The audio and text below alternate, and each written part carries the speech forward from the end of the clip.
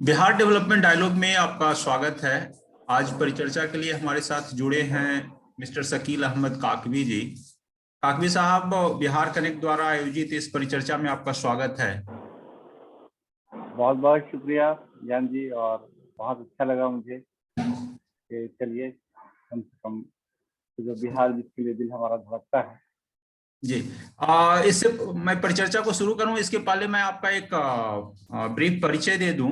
काकवी साहब एक सामाजिक कार्यकर्ता हैं और कायनात इंटरनेशनल स्कूल के संस्थापक हैं। इनका फोकस जो रहा है वो कि ग्रामीण क्षेत्रों में बच्चों को कैसे उच्च गुणवत्तापूर्ण शिक्षा दी जाए।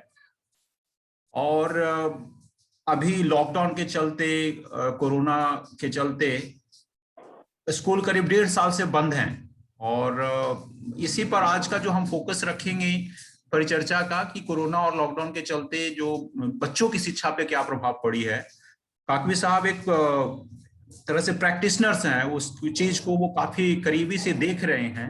तो आज हम काकवी साहब आपका एक अनुभव पर्सनल चाहूंगा। सिर्फ आप संस्थापक के रूप में नहीं, स्कूल से आप एक शिक्षक के रूप में भी जुड़े रहते हैं, आप बच्चों से बात करते रहते हैं।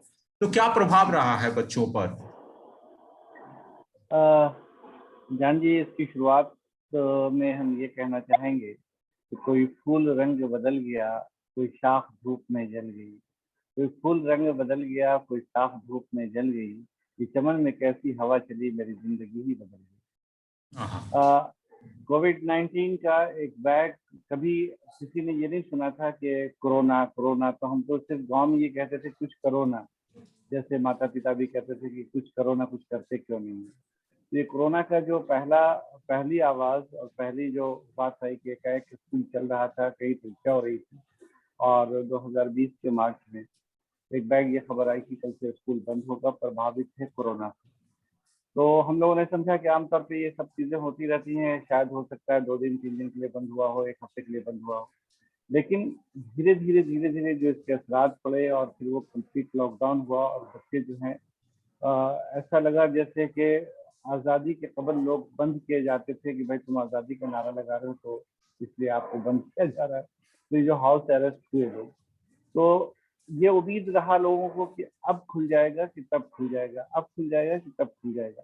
और ये करते करते ये सिलसिला इतना लंबा हो गया, जिसमें सबसे पहली बात तो ये हुई कि शिक्षक जो खास तौर पे प्राइवेट स्कूल के, वो इस बात के लिए परेशान हुए कि अब हमारा क्या होगा और हमारे बच्चों का क्या होगा। वो बात आप समझ रहे हैं जो मैं कहना चाह रहा हूँ।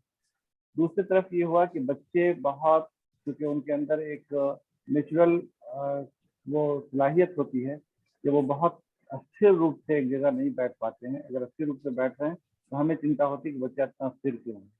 उनको बैठालना घरों पे, तो पेरेंट्स को टीचर की अहमियत भी नजर आई कि हम तो 2 को नहीं संभाल पा रहे हैं और ये 40वीं क्लास में कैसे संभालते हैं। वो हुआ। और तीसरे तरफ जो ये हुआ कि सीरियसली इसका पूरा प्रभाव शिक्षा पे पड़ा कि जो कुछ उन्होंने पढ़ा था वो तो बेचारे भूल ही गए, और आगे शिक्षक को जो पढ़ाना है वो भी भूल गए। और नतीजा ये हुआ कि एक बहुत बड़ा गैप, जिसको कहते हैं शिक्षा गैप।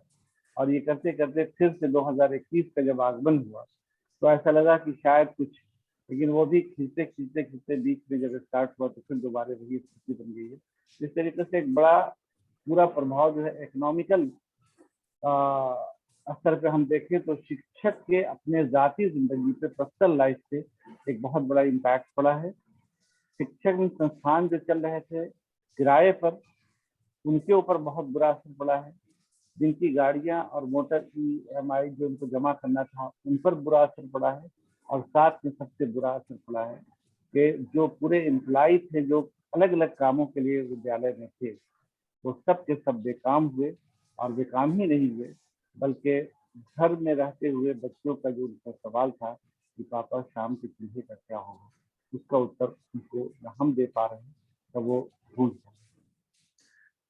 आपने एक बहुत अच्छी बात कही कि अगर अभी खुलता है स्कूल, जैसे बात चल रही है कि अगस्त से खुले, जुलाई से खुले, जब से भी, तो बच्चों में तो जो प्रभाव हुआ ही है, जो शिक्षक हैं वो भी 2 साल से नहीं पढ़ा रहे हैं, वो भी जो पढ़ाते थे भूल गए होंगे, वो भी कोई कुछ और कर रहे हैं। तो आपको क्या लग रहा है कि एक बहुत बड़ा गैप एक शिक्षक के रूप में भी हमें मिलने को देखने को मिलेगा कि जो प्रशिक्षण इस बीच में उनको भी नहीं हुई, वो वाला वो कैसे कितना बड़ा गैप होगा और वो कितना बड़ा चैलेंज आपको लग रहा है शिक्षक को लेकर ज्ञान जी, के? ज्ञान जी, शिक्षक के लिए जो मैं कहूंगा वो ये कहूंगा कि पीछे बंधे हैं हाथ और शर्त है सफल, जिससे कहूँ कि पैर का कांटा निकाल दे।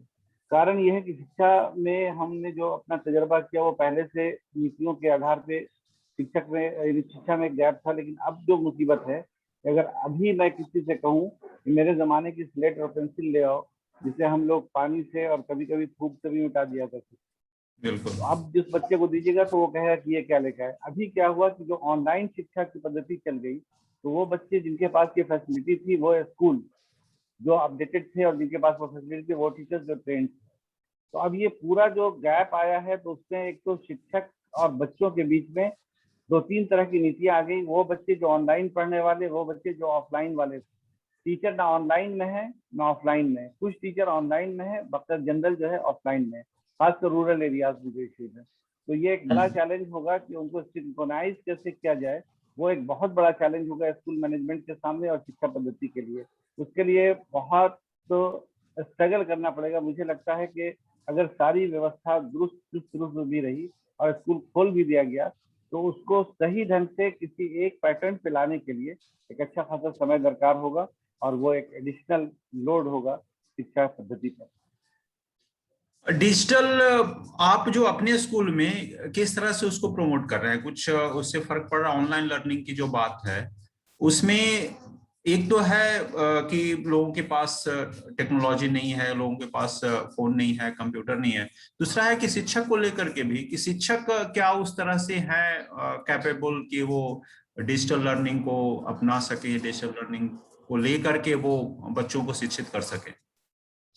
देखिए, इस पर हम बहुत सिंपल सी बात बता दें आपको। शिक्षा की जो पद्धति हमारे यहाँ दो अलग अलग, मैं किसी संस्थापक और शिक्षण संस्थान की ओर से नहीं बोल रहा हूँ, मैं सिंपल सी बात बता रहा हूँ कि जो गवर्नमेंट के यहाँ टीचर जाते हैं वो हाईली क्वालिफाइड, एक्सपीरियंस, सारी ट्रेनिंग और सारे के बाद उनको दिया जाता है।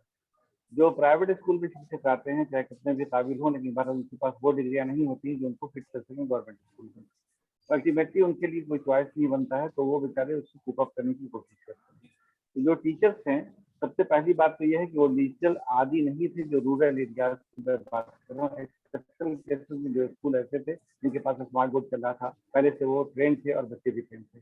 मैं किसी कीमत पे इस बात के लिए किसी भी पेरेंट्स को मजबूर नहीं कर सकता हूँ कि वो जाकर के खरीद के ले आए 15,000 रुपए का मोबाइल। अगर वो खरीद के भी ले आते हैं और उनके 3 बच्चे हैं, एक बच्चा 8वीं क्लास में है, एक 6ठी क्लास में है, एक बच्चा 4थी क्लास में है, टीचर तीनों जो है क्लास ले रहे हैं, तो क्या उनके यहाँ 3 मोबाइल पॉसिबल है? नंबर एक। नंबर दूसरी बात, आप मुश्किल से बच्चों को स्क्रीन के सामने साइकोलॉजिकली भी आप देखिएगा, एज ए टीचर देखिएगा, as a medical point of view से भी देखिएगा कि एक बच्चे को कितनी देर तक हम स्क्रीन पे उनकी आईज को एक्सपोज कर सकते हैं और कितनी देर तक हम आदी रख सकते हैं। क्या हम उनको एक बीमार बच्चा बनाने की तैयारी की तरफ तो नहीं बढ़ रहे हैं? एक सवाल हमारा यहाँ पे। दूसरा सवाल, अगर हमने 2 घंटा और 3 घंटा उनको मोबाइल पे एंगेज किया, तो क्या जो बचे हुए हमारे 23 घंटे या 22 घंटे हैं, उस पर मोबाइल का जो इस्तेमाल होगा और किस तरीके का इस्तेमाल होगा, ये भी एक हमारे लिए कल्चरली एक खतरे की घंटी भी है। लेकिन अब के जो हालात में है, अब जब हमारे पास ऑप्शन नहीं बच रहा है, तो हमें क्या करना चाहिए? तो मैंने जो सोचा और मैंने जो किया और मैं जो कोशिश कर रहा हूँ, तो मुझे ये पता नहीं कि कोरोना काल कितना लंबा जाएगा, तो क्या हम इसमें पद्धतियों को ना अपनाएं या हम ट्रेडिशन को लेकर बैठे रहें और बच्चे को जो है शिक्षा से दूर करें। मेरे समझ से बात आती है, जैसे टेलीविजन है, तो उस तरीके से पंचायत के लोगों से बात की जाए, डिस्ट्रिक्ट एडमिनिस्ट्रेशन से बात किया जाए, ब्लॉक लेवल पे बात किया जाए। जो हमारी कम्युनिटी हॉल्स हैं या जो हमारे दिलान और चबूतरे हैं, वहाँ पे अगर हम एलईडी स्क्रीन लगा कर, बड़ा स्क्रीन लगा करके और एक जनरल पद्धति ऐसी करें कि चूंकि जो सीबीएसई का सिलेबस है वो कॉमन है, किताबें बेशक अलग हो सकती हैं, टीचर अलग हो सकते हैं, उस तरीके से एक कॉमन क्लास चलाने की अगर हम कोशिश करें, तो हम समझते हैं कि इससे हम कीप अप कर सकते हैं, फायदा पहुंचा सकते हैं और पेरेंट्स को भी हम इस बुजुर्गों से बचा सकते हैं, जिसमें उनके घर में एक ही घर पे 5-5 मोबाइल हों। टीचरों की जो बात है, तो टीचरों को शिक्षित करना जरूरी होगा। पहले उनको डिजिटल लर्निंग आनी जरूरी होगी, क्योंकि अभी भी ऐसा केसेस है कि टीचर्स को जूम के मीटिंग पे लेने से पहले उनको पहले ट्रेन करना पड़ता है कि भाई कहाँ पे बटन दबाना है, कहाँ पे ऑन करना है, कि क्लाउड मीटिंग क्या होती है, तो दैट इज मस्ट। और अभी चूंकि फिजिकल डिस्टेंसिंग का इशू है, टीचर्स आ नहीं रहे हैं, मैनेजमेंट बुला नहीं रहा उनको, जैसे कि अगर आप आइएगा तो आपका मीटर चालू होगा, मैं मीटर कहाँ से दूँ। पेरेंट्स चार्ज अगर कीजिए तो वो भी कहते हैं कि मेरी भी स्थिति वही है जो आपकी स्थिति है। तो हालात कुल मिलाकर के ऐसे हैं कि खुलने के बाद भी एक मसला होगा। वैसे हमारी जाती राय ये है, पर्सनल जो हम फील करते हैं, कि बदलते हालात में हमें बदलते टेक्नोलॉजी का सहारा लेने के लिए कोई अल्टरनेट अरेंजमेंट के साथ हमें तैयारी करनी है। क्या आपका सजेशन है? हमारा बेसिकली जो परिचर्चा का उद्देश्य रहता है कि सॉल्यूशन क्या है। प्रॉब्लम तो बहुत ही ज्यादा गंभीर है। मतलब अगर 1.5 साल 2 साल तक अगर बच्चे पढ़ाई नहीं कर रहे हैं और अगर वो क्लास आगे बढ़ भी जाते हैं तो उनका फिर शिक्षा तो मिली नहीं। मतलब आप डिग्री दे दिए, उनको बढ़ा दिया आगे, लेकिन इसका क्या समाधान हो सकता है? क्या किया जा सकता है इसको? अगर वो स्कूल आना शुरू होते हैं तो फिर कैसे इसको कवर किया जा सकता है? मेरे समझ से बात आ रही है कि जब स्कूल आना शुरू करते हैं तो आमतौर पे जो हम लोग जो वक्त बच्चों को दे पाते हैं और बहुत टाइट रखते हैं टीचर्स को कि आपको सिलेबस ये खत्म करना है, ये खत्म करना है, उसके लिए मेरे जो समझ में बात आ रही है कि आप सिलेबस को हल्का करें, नंबर 1। और बेसिक जो इंफॉर्मेशन है उनकी, तो बेसिक जो मैंने सीखा है वो ये है कि किसी भी चीज़ को सीखने के लिए, पढ़ने के लिए आपको लैंग्वेज पे आना जरूरी है। तो सबसे पहला काम ये है कि आप लैंग्वेज पे, जिस भाषा में भी आप पढ़ाते हैं, जब तक कि आप उनको हिंदी मजबूत नहीं करेंगे, उनकी मदर टंग अगर उर्दू है तो उनको उर्दू मजबूत नहीं करेंगे, तब तक आप क्लियर नहीं पढ़ा सकते हैं। तो पहला तो ये है कि उनके लैंग्वेज के 4 कंपोनेंट को पहले करें, कोर्स बाद में कराएं। पहले 4 कंपोनेंट, उनको पढ़ना, उनको लिखना, उनको बोलना और उनको समझना, ये 4 चीजें आ जाए। दूसरी बात ये कि टाइमिंग से स्कूल का जो है उसको डे बोर्डिंग के तौर पे बदलें वो उसको। और वो जो एक वो होता है ना कि घंटी पड़े तो आते हैं, घंटी पड़े तो जाते हैं, घंटी भर पढ़ाते हैं, क्या पढ़ाते हैं घंटी। तो ये घंटी का सिस्टम बंद करें और सिंपल सी लाइन पे जाएं वो, कि उसका समय जो है उसको बढ़ाएं। और बच्चे जो घर में रहने के आदी हो रहे हैं उनको स्कूल में रहने की आदत डालें। और सबसे पहले लैंग्वेज पे ध्यान दें, नंबर 1। उसके बाद कंटेंट का जो बेस है उसको पढ़ाएं। और उस तरह से छोटी छोटी परीक्षा इससे ना लें कि आपको पास करना है या फेल करना है, बल्कि नॉलेज कितना एक्वायर किया है। टाइम फ्रेम को बढ़ाना पड़ेगा हमें, हमारे समझ में ये बात आ रही है। सरकारी स्कूलों की बात कर रहे हैं आप या सारे private school? Private private school. स्कूलों की सरकारी स्कूलों में सरकारी उसके लिए सरकारी क्या स्कूलों की जो फिजिबिलिटी? हाँ, फिजिबिलिटी लग रहा है आपको इसमें? सरकारी स्कूल के लिए तो सरकारी स्कूल के शिक्षक तो बेचारे सरकारी स्कूल पे आ ही रहे हैं, उनकी ड्यूटी लगी हुई है कहीं ना कहीं पे, किसी न किसी स्तर पे उनकी ड्यूटी लगी हुई है। एक्सेप्शनल ये है कि बच्चे नहीं आ रहे। जब बच्चे आ रहे तो उनका तो टाइम ऑलरेडी दिया हुआ है, 9 से 5 तक उनकी ड्यूटी है। और उसमें उनको दोनों पालियों में पढ़ाना होता है, मतलब मॉर्निंग शिफ्ट और इवनिंग शिफ्ट। ये प्राइवेट स्कूल में हमारे ये होता है कि आप सुबह 7 बजे आइए और 1 बजे चले जाइए, या फिर आप सुबह 8 बजे आइए, 2 बजे चले जाइए, और उससे फिर बीच में गैप है। तो और फिर बीच में फिर उसके बाद ट्यूशन का सिलसिला है और फिर कोचिंग का है और दूसरी चीजें चलती है। तो मैं ये चाह रहा था ये कि खासतौर पे जो ग्रामीण स्तर पे है, क्योंकि हमारा बिहार बहुत ही ब्रिलियंट बिहार होता है, हमारे बिहार में प्रतिभा की कोई कमी नहीं है। और हमारे बिहार में अगर हम थोड़ा सा इनपुट फायदे से देते हैं, पॉजिटिव इनपुट देते हैं, तो हमारे लोग बहुत जल्दी ही अडॉप्ट करने के वो होते हैं, यानी वो चीज़ों को बहुत जल्दी अडॉप्ट करते हैं। हमारे बच्चे बहुत ही टैलेंटेड हैं। इससे हम चाहते ये हैं कि शिक्षक बंधुओं का, उनका भी नुकसान हुआ है, इसमें कोई दो राय नहीं है। उनके नुकसान की भरपाई करने के लिए पेरेंट्स भी अपने तौर पर तैयार हैं। और दूसरी तरफ से ये 3 कंपोनेंट जो है, पेरेंट्स, बच्चे और शिक्षक, ये तीनों मिलकर के एक ऐसा स्कीम तैयार करें कि समय सीमा थोड़ी सी बढ़ाएं। और ये देखिए कि बच्चों को हम कैसे कूप अप कर सकते हैं। ये तो तय है कि 2 साल का कोर्स हम 1 महीने में और 2 महीने में उनको नहीं दे सकते, थोड़ा थोड़ा करके हमें इस लॉस को पिकअप करना पड़ेगा। आइडियली कितना दिन, अगर हम जो 1.5 साल का या 2 साल का जो जो नुकसान है, आपको क्या लग रहा है कितना पीछे हम चले गए? कितना साल लगेगा इसको मेकअप करने? ये जो बैच है ना, इसको तो हम कोविड ही बैच के हैं। जैसे ये समझ लीजिए कि इनको कूप अप कराना, और इनको कूप अप करना खासतौर पे वो जो 10th में एग्जाम दिए बिना पास कर रहे हैं, और जो 12th में बेचारे पिछले असेसमेंट के बुनियाद पे जो पास कर रहे हैं, तो उनके लिए सावधान 22 से हो गया है। यानी 3 कैटेगरी के बच्चे पाए जाते हैं। एक तो वो जिन्होंने वेल प्रिपेयर्ड है, एक है पार्शियल प्रिपेयर्ड, एक है चलो जी हमने तैयारी कर ली देखा जाएगा। अब जो क्राइटेरिया बनाया गया है कि 3 साल का आपका जो रिजल्ट है उसके बुनियाद पर आपको हम मिला करके सब दे देंगे रिजल्ट आपका, तो उनके लिए सबसे बड़ा सेटबैक हो रहा है उन बच्चों के लिए जिन्होंने पढ़ाई की है। उनको बच्चे ताना मार रहे हैं, वो कह रहे हैं कि क्या कर लिए तुम पढ़ करके, हम तो बिना पढ़े भी बराबर है। उनको तो बहुत मुश्किल होगा, इसलिए कि जो भी कम्पिटिटिव एग्जाम्स आगे के हैं उसमें तो अगर पढ़ा होगा तभी आप निकल पाइएगा, वरना जाकर के आप अटक जाइएगा। अब रह गई बात जो नीचे वाले जो बच्चे हैं, नीचे वाले जो अभी बेचारे 8वीं में हैं, 7वीं में, 6वीं में या फिर जूनियर क्लास में, तो उनके ऊपर से वो बोझ सिलेबस का हटा दिया जाए और उनको बेसिक पढ़ा करके उनको तैयार किया जाए और मेंटली उनको ये तैयार कर दिया जाए कि बेटा पढ़ना है आपको। अब रह गई बात की जो लॉकडाउन का लंबा पीरियड है और अगर ये लॉकडाउन लंबा चला गया तब हमें क्या करना चाहिए। मेरे समझ से बात आती है कि समाज की हमारी पूरी जिम्मेदारी बनती है। तो जिस मोहल्ले में, जिस टोले में, जिस गांव में हम रहते हैं, वहां पे भी सारे कॉलेजेस बंद होने की वजह